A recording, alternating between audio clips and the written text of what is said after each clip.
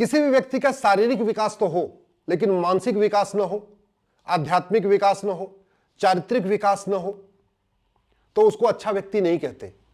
वैसे ही किसी देश का भौतिक विकास तो हो लेकिन अगर उसका सांस्कृतिक विकास न हो, चारित्रिक विकास न हो, तो उसको अच्छा देश भी नहीं कहते।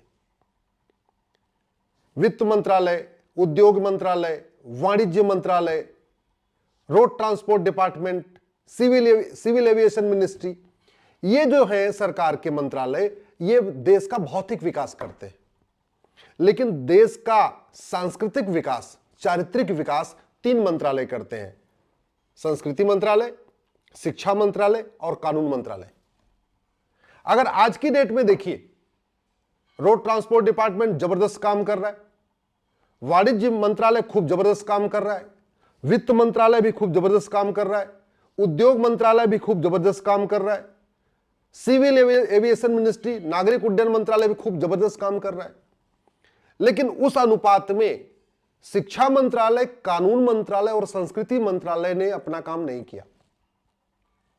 नहीं तो जितनी समस्याएं भारत में है, ये समस्याएं जापान में नहीं है, सिंगापुर में नहीं है।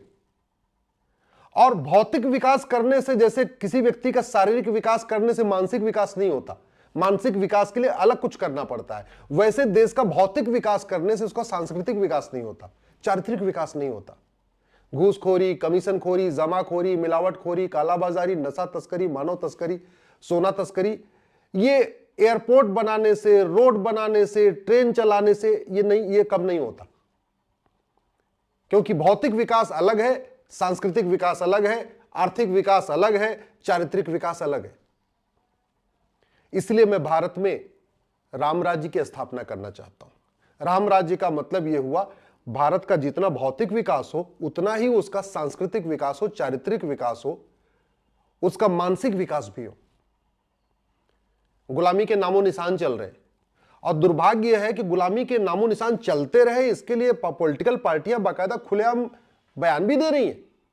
जब भी कहो बाबर, हुमायूं, तुगलक, गजनी, गोरी का नाम हटना चाहिए, कुछ पॉलिटिकल पार्टियां कहते नहीं हटना चाहिए। अच्छा, एक एक करके भी हटाया जा रहा है। 1000 से ज्यादा नाम है गुलामी के, अगर एक एक नाम हटाएंगे तो 1000 साल लग जाएगा। इसलिए मेरा मानना है एक भारतीय नामकरण संहिता बननी चाहिए, यूनिफॉर्म नेमिंग कमीशन बनना चाहिए, एक ही झटके में सारे नाम हटा देना चाहिए। गुलामी के निशान जो चल रहे, अब एक एक निशान अगर हटाएंगे, पहले काशी हटाया, फिर मथुरा हटाएंगे, फिर भद्रकाली हटाएंगे, फिर भोजशाला हटाएंगे, कितने साल लग जाएंगे।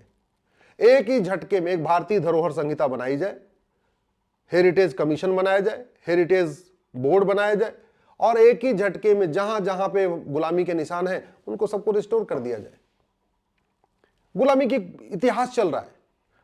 जो सबसे बड़ा जिसका हरम था अकबर, आज भी उसको महान बताया जा रहा है। उस अकबर रोड पे कांग्रेस का मुख्यालय भी है, उस अकबर रोड पे सांसद, विधायक, मंत्री और जज रहते हैं। मतलब हमारा चरित्र इतना नीचे चला गया है कि दिल्ली में पूरा वहशी दरिंदों के नाम पे सड़क, मोहल्ले, गलियां चल रही हैं।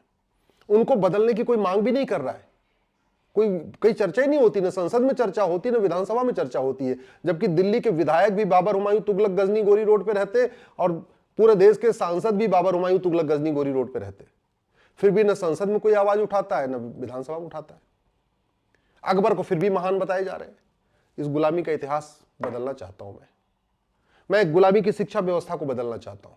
यह शिक्षा भेदभाव कर रही है, यह शिक्षा क्लास क्रिएट कर रही है, यह शिक्षा अगड़े पिछड़े का मूल कारण है, यह शिक्षा छुआछूत पैदा करती है। इस शिक्षा व्यवस्था को बदलना चाहता हूं, एक भारतीय शिक्षा व्यवस्था लागू करना चाहता हूं, सबको समान अवसर मिले, पूरे देश के सभी बच्चों का सिलेबस एक हो, कम से कम 10वीं तक सबको समान शिक्षा हो, सबको मुफ्त शिक्षा हो। भारत की 50% समस्याओं का मूल कारण जनसंख्या विस्फोट है। 2% जमीन है, 4% पानी है, 20% हमारी जनसंख्या हो चुकी है। जब तक सरकार 2 करोड़ घर बनाती है, 10 करोड़ बेघर पैदा हो जाते हैं। सरकार 2 करोड़ लोगों को रोजगार देती, 10 करोड़ बेरोजगार पैदा हो जाते हैं। फिर भी बेरोजगारी की बात होती है, कुपोषण की बात होती है, प्रदूषण की बात होती है, सब कुछ बात होती है, लेकिन इस कुपोषण, प्रदूषण, गरीबी, भूखमरी, बेकारी, इसके मूल कारण जनसंख्या विस्फोट की चर्चा नहीं होती। मैं एक हम दो हमारे दो कानून बनाना चाहता हूं, और जो न माने हम दो हमारे दो, उसकी नागरिकता खत्म करने का भी प्रावधान रखना चाहता हूं। और संविधान का आर्टिकल 11 ये कहता है एक सिटीजनशिप कानून होना चाहिए जो जरूरत पड़ने पर लोगों की नागरिकता भी ली जा सके। भारत में 5 करोड़ मुकदमों के कारण 30 करोड़ लोग टेंशन में हैं। एक मुकदमे से अगर एक परिवार टेंशन में है और एक परिवार में 6 आदमी हैं तो 5 करोड़ मुकदमों के कारण 30 करोड़ लोग टेंशन में हैं। मैं इसको बदलना चाहता हूं। मैं झूठी शिकायत, झूठी गवाही, झूठा एफिडेविट, झूठा वकालतनामा, झूठी जांच, झूठा फैसला, इसको गंभीर अपराध घोषित करना चाहता हूं बाकायदा कानून बना के। मैं ये फर्जी आधार, फर्जी राशन कार्ड, फर्जी ड्राइविंग लाइसेंस, फर्जी वोटर आईडी, फर्जी बर्थ सर्टिफिकेट, फर्जी एज सर्टिफिकेट, फर्जी विरासत, फर्जी वसीयत, इसको बनाना और बनवाना, यानी फर्जी डॉक्यूमेंट बनाना और फर्जी डॉक्यूमेंट बनवाना, दोनों को गंभीर अपराध घोषित करना चाहता हूं और इसके लिए बाकायदा कानून बनाना चाहता हूं। मैं चाहता हूं कि घुसपैठिए अब यहां अपने आप भाग जाएं और भाग जाएंगे। केवल जरूरत इस बात की है कि जो भारतीय न्याय संहिता में उसमें एक चैप्टर जोड़ दिया जाए, ऑफेंस रिलेटिंग टू इन्फिल्ट्रेशन। जिस दिन घुसपैठियों और उनके मददगारों पे ये 5 धाराएं लगना शुरू हो जाएंगी, एनएसए, यूएपीए, वेजिंग वॉर, देशद्रोह, गैंगस्टर एक्ट, मैं गारंटी के साथ कहता हूं एनआरसी की जरूरत नहीं पड़ेगी। 80% घुसपैठिए अपने आप भाग जाएंगे। मैं धर्मांतरण को रोकना चाहता हूं और इसके लिए अलग से कानून बनाने की जरूरत नहीं। जो नई वाली भारतीय न्याय संहिता, उसी में एक चैप्टर जोड़ने की जरूरत है, ऑफेंस रिलेटिंग टू कन्वर्जन। जैसे ही इसमें एक चैप्टर जोड़ देंगे ना भारतीय न्याय संहिता में, ऑफेंस रिलेटिंग टू कन्वर्जन, और धर्मांतरण कराने वाले जिहादियों, मिशनरियों और उनके मददगारों पे 5 धारा लगना शुरू हो जाएगी, एनएसए, यूएपीए, वेजिंग वॉर, देशद्रोह, गैंगस्टर एक्ट। जिस दिन धर्मांतरण कराने वाले मिशनरियों, जिहादियों, उनके मददगारों की नागरिकता खत्म होना शुरू हो जाएगी, उनकी 100% प्रॉपर्टी जब्त होना शुरू हो जाएगी, आजीवन कारावास, फांसी देना शुरू कर देंगे, धर्मांतरण रुक जाएगा। ऐसे घुसपैठियों के मददगारों की जब 100% प्रॉपर्टी जब्त करना शुरू करेंगे, नागरिकता खत्म करना शुरू करेंगे, आजीवन कारावास, फांसी देना शुरू करेंगे, घुसपैठिए भाग जाएंगे और दोबारा कोई घुसपैठियों की मदद करने की हिम्मत नहीं करेगा। सठे साठ्यम समाचारित। मैं इस लफ्ज जिहाद, लैंड जिहाद को रोकना चाहता हूं। अलग से कानून बनाने की जरूरत नहीं है। इसी भारतीय न्याय संहिता में, इसी में एक चैप्टर लैंड जिहाद पे, एक चैप्टर इसमें लफ्ज जिहाद पे जोड़ना चाहता हूं। मैं पुलिस चार्टर लागू करना चाहता हूं कि और 1 नेशन 1 पुलिस कोड लागू करना चाहता हूं कि पूरे देश की पुलिस एक तरीके से काम करे, जनता के लिए काम करे, सत्ता की गुलामी छोड़ दे, पुलिस वालों को भी अच्छी जिंदगी मिले और पुलिस वाले अच्छी तरीके से लोगों के साथ काम कर सके। थाना दलाली का अड्डा बना हुआ, इसको मैं बदलना चाहता हूं, एक पुलिस चार्टर लागू करना चाहता हूं। 1 घंटे में एफआईआर हो, 1 महीने के अंदर जांच पूरी हो। मैं एक एडमिनिस्ट्रेटिव चार्टर लागू करना चाहता हूं, चाहे वो लेखपाल हो, चाहे पटवारी हो, चाहे तहसीलदार हो, चाहे एसडीएम हो, चाहे कलेक्टर हो, कोई भी हो, हर व्यक्ति का काम, कौन सा काम कितने दिन में करना है, बाकायदा राइटिंग में होना चाहिए। मैं एक जुडिशियल चार्टर लागू करना चाहता हूं, ये तारीख पे तारीख वाला सिस्टम बंद हो जाए, प्रत्येक मुकदमों का फैसला 1 साल में हो। और ये हो सकता है, दुनिया के कई देशों में होता है। दुनिया के कई देशों में तो 3-3 महीने में फैसला होता है, 6-6 महीने में फैसला होता है। 1 साल तो बहुत बड़ी चीज है। भारत में इसलिए मुकदमा सालों साल चलता है क्योंकि यहां गवाहों के बयान, गवाहों के बयान, गवाहों के बयान चलते रहते हैं। जिस दिन झूठ बोलना गंभीर अपराध हो जाएगा, झूठ पकड़ने के लिए नार्को पॉलीग्राफ ब्रेन मैपिंग कानून बन जाएगा, झूठी गवाही देना गंभीर अपराध हो जाएगा, सारे फर्जी मुकदमे अपने आप खत्म हो जाएंगे। कोई किसी के खिलाफ फर्जी मुकदमा करेगा नहीं। अवैध निर्माण करना गंभीर अपराध हो जाएगा, जमीन पे कब्जा करना अवैध गंभीर अपराध हो जाएगा, कोई दूसरे की जमीन पे कब्जा करेगा ही नहीं। और कितने सारे लोग, हर साल लाखों लोग मर जाते हैं इस जमीन विवाद में, कम से कम उनकी जिंदगी भी बचेगी, जितने परिवार बर्बाद हो रहे हैं। मैं इस गुलामी की टैक्स व्यवस्था को बदलना चाहता हूं। इनकम टैक्स वाले भी परेशान है, जीएसटी देने वाले व्यापारी भी परेशान है, टोल टैक्स, रोड टैक्स, जो दुनिया भर का टैक्स का पूरा बना रखा है। क्यों बना रखा है? क्योंकि चुनाव जीतने के लिए मुफ्त की योजनाएं लॉन्च करेंगे, कर्जा बढ़ जाएगा, उस कर्जे की भरपाई करने के लिए इनकम टैक्स वालों पे, जीएसटी देने वालों पे, सबके ऊपर बर्डन बढ़ जाता है।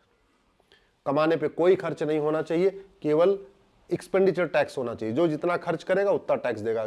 कमाने पे आप 1 करोड़ कमाओ चाहे 5 करोड़ कमाओ, कोई खर्चा नहीं, कोई जीएसटी नहीं, कोई टोल टैक्स नहीं, कोई रोड टैक्स नहीं, कोई इनकम टैक्स नहीं, कोई टैक्स नहीं, केवल एक्सपेंडिचर टैक्स। जब आप खर्च करोगे तो आप टैक्स दोगे, आप बैंक में रखो पैसा, कमा कमा के बैंक में रखो, कोई आपको टैक्स नहीं देना पड़ेगा। ऐसी व्यवस्था लागू होगी तब देश का विकास होगा। मैं एक व्यापार संहिता लागू करना चाहता हूं। व्यापारियों का शोषण भी बहुत हो रहा है। दूसरा, व्यापार के नाम पे व्याभिचार के अड्डे भी खुल रहे हैं। ये हुक्का बार, बियर बार, डांस बार, सट्टा बार, ये भारत को बर्बाद कर रहे हैं। अरे हुक्का बार, बियर बार, डांस बार से टैक्स मिल जाएगा ना, उस टैक्स से भौतिक विकास होगा। लेकिन इस हुक्का बार, बियर बार, डांस बार से भारत का चारित्रिक पतन हो रहा है।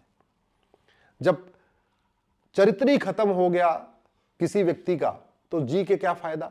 वैसे जब किसी देश का चरित्र ही खत्म हो गया, किसी देश के सारे युवा नशेड़ी हो गए, किसी देश के सारे युवा गजेड़ी हो गए, किसी देश में अश्लीलता पूरी फैल गई, कोई करैक्टर ही नहीं बचा, तो क्या फायदा उस देश के भौतिक विकास करके, क्या फायदा रेल बना के, क्या फायदा एयरपोर्ट बना के, क्या फायदा बड़ी बड़ी ट्रेन चला के, क्या फायदा हुआ।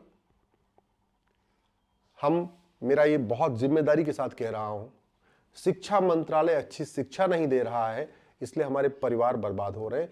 कानून मंत्रालय ऐसा कानून नहीं बना रहा है कि खौफ पैदा हो। कोई देश सही तब चलता है जब शिक्षा में संस्कार हो, कानून का खौफ हो। दुर्भाग्यवश हमारी शिक्षा में कोई संस्कार नहीं है और हमारे देश में कानून का खौफ नहीं है। भाई भाई से लड़ रहा है, माँ बाप से लड़ाई हो रही है, पड़ोसियों से लड़ाई हो रही है, कोई करैक्टर ही नहीं है। करैक्टर क्यों नहीं है? क्योंकि पहले कक्षा से ही इंजीनियर डॉक्टर बनाने पे पूरा फोकस किया हुआ है। उसका मानसिक विकास बच्चे का हो ही नहीं रहा, चारित्रिक विकास हो ही नहीं रहा, उसका आध्यात्मिक विकास तो हो ही नहीं रहा। इस शिक्षा व्यवस्था को बदलने की जरूरत है। ये गुलामी की चुनाव व्यवस्था जो चल रही है, जिसके कारण लुच्चे, लफंगे, गुंडे, बदमाश, माफिया पार्षद बन रहे हैं, प्रधान बन रहे हैं, सांसद बन रहे हैं, विधायक बन रहे हैं, इस व्यवस्था को मैं बदलना चाहता हूं कि 1951 का जो रिप्रेजेंटेशन ऑफ पीपल एक्ट है, इसको मैं उखाड़ के फेंकना चाहता हूं। उसकी जगह एक नया मैं भारतीय चुनाव संहिता बनाना चाहता हूं। ऐसे ही एक विधायिका संहिता की जरूरत है। प्रत्येक कानून की 5 साल में समीक्षा होनी चाहिए। हमारे देश में 100 साल पूर्व कानून चलते रहते हैं, उनकी समीक्षा ही नहीं होती है। वो कानून कानून बनने के बाद उसका क्या प्रभाव हो रहा है, अच्छा प्रभाव हो रहा है कि बुरा प्रभाव हो रहा है, ये तो इसकी समीक्षा होनी चाहिए। भाई कानून एक तरीके से दवाई की जैसा होता है। जैसे अगर आपकी तबीयत खराब है तो तबीयत खराब होने पे आपको दवाई दी जाती है, लेकिन वो दवाई खाने पे बीमारी बढ़ रही है कि बीमारी घट रही है, इसकी समीक्षा डॉक्टर करता है। वैसे ही जब कोई समाज में समस्या होती है, उस समस्या को ठीक करने के लिए कानून बनता है। तो कानून बनने के बाद वो समस्या ठीक हो रही है या समस्या विकराल हो रही है, इसकी समीक्षा होनी चाहिए। इसलिए मेरा मानना है कि हर कानून की समीक्षा 5 साल में होनी चाहिए। ये संसद का जो साल में 3 सत्र है, नहीं, साल में 12 सत्र होना चाहिए संसद का। हर महीने 4 सप्ताह होते ना, हर महीने में 1 सप्ताह संसद चलनी चाहिए। हर महीने के फर्स्ट वीक में, पहले सप्ताह में संसद चले, बाकी 3 महीने सांसद जाके अपने अपने क्षेत्र में काम करें। लेकिन हर महीने, क्योंकि इतने कानून हैं, 6500 कानून है, सभी कानूनों की समीक्षा करनी है। वो तभी हो सकता है जब साल में 12 महीने, हर महीने संसद चले, हर महीने कम से कम 1 सप्ताह के लिए चले, हर सप्ताह 2-3 नए कानूनों की समीक्षा हो, उसमें बदलाव हो, तभी तो देश बदलेगा। जब तक कानून नहीं बदलेगा, शिक्षा नहीं बदलेगी, तब तक व्यवस्था नहीं बदलेगी। ये राम की भूमि है, ये कृष्ण की भूमि है, ये गौतम बुद्ध की भूमि है, भगवान महावीर की भूमि है, छत्रपति शिवाजी महाराज की भूमि है, गुरु गोविंद सिंह की भूमि है, एक से बढ़कर एक महान आत्माओं की भूमि है, स्वामी विवेकानंद की भूमि है। इसके बावजूद लव जिहाद चल रहा है, लैंड जिहाद चल रहा है, धर्मांतरण चल रहा है, घुसपैठ चल रहा है, सब कुछ चल रहा है, अराजकता फैली हुई है, कोई भी व्यक्ति सुरक्षित महसूस नहीं कर रहा है। इस पवित्र भूमि को लोग छोड़ छोड़ के ऑस्ट्रेलिया जा रहे हैं, सिंगापुर जा रहे हैं, जापान जा रहे हैं। क्यों? क्या वहां ज्यादा अच्छी फसल पैदा होती है? क्या है वहां पे? वहां सुरक्षित लोग महसूस करते हैं। जापान ने, सिंगापुर ने क्या किया है? अपनी शिक्षा व्यवस्था को अच्छी किया, न्यायिक व्यवस्था को अच्छी किया, प्रशासनिक व्यवस्था को अच्छी किया, करप्शन के खिलाफ कठोर कानून बनाया। हमारे देश में तो ऐसे लगता है करप्शन फंडामेंटल राइट हो गया है। और करप्शन फंडामेंटल राइट इसलिए हो गया है कि 1950 से लेके अब तक 50 लाख करोड़ का घोटाला हो चुका है। 50 लाख करोड़, अगर आप सारे घोटाले 1951 से लेकर अब तक जोड़ लीजिए तो 50 लाख करोड़ का घोटाला। इतना मुगलों ने नहीं लूटा था, इतना अंग्रेजों ने नहीं लूटा था जितना घोटाला हुआ है। लेकिन किसी एक भी घोटालेबाज की न तो 100% संपत्ति जब्त हुई, न किसी एक घोटालेबाज की नागरिकता खत्म हुई, न किसी एक घोटालेबाज को फांसी हुई। और बाकी तो छोड़िए, घोटालेबाज पार्टी बना के पार्टी अध्यक्ष बन के बैठे हुए। कानून कितना सड़ा हुआ है कि अगर 2 साल से ज्यादा सजा हो जाएगी तो चुनाव तो नहीं लड़ सकते, लेकिन पार्टी बना के पार्टी अध्यक्ष बन सकते हैं। सजा याफ्ता लालू पार्टी अध्यक्ष बने हुए हैं। कितने सारे देश में लोग सजा याफ्ता हैं जो चुनाव नहीं लड़ पाते तो पार्टी बना के पार्टी अध्यक्ष बन के दूसरों को टिकट बांटते रहते। ये व्यवस्था बदलने की जरूरत है। मैं आप लोगों से पूछ रहा हूं, अब मैं क्या करूं? देश में 500 से ज्यादा स्थानों पे कार्यक्रम कर लिया मैंने, 200 से ज्यादा पीआईएल फाइल कर लिया। पीआईएल फाइल करता हूं तो कोर्ट कहती है कि ये कानून बदलाव करना संसद का काम है। संसद में इन पे कोई चर्चा नहीं हो रही है। तो क्या किया जाए आगे? इसके लिए मैं आपसे आपका आशीर्वाद चाहता हूं, आपका सहयोग चाहता हूं, आपका तन मन धन से सहयोग चाहता हूं, आपका मार्गदर्शन भी चाहता हूं। जो भी आपको बात ठीक लगे आप कमेंट बॉक्स में लिखिएगा और इस वीडियो को अधिक से अधिक शेयर करिएगा। जय हिंद, जय भारत।